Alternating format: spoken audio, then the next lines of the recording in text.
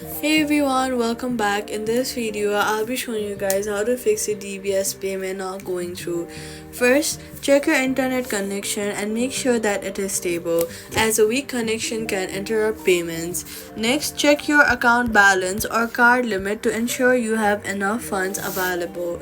Then, carefully verify your payment details such as recipient information or card details. Incorrect information can cause the payment to fail. Then, swipe up from the bottom of your screen, look for the app, swipe it away, closing it completely, wait for a few hours and reopen it.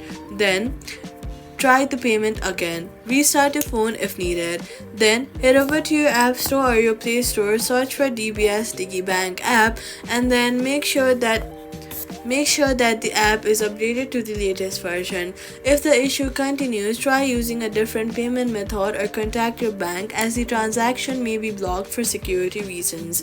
That's how you fix the DBS payment not going through. Subscribe for more simple and helpful guides.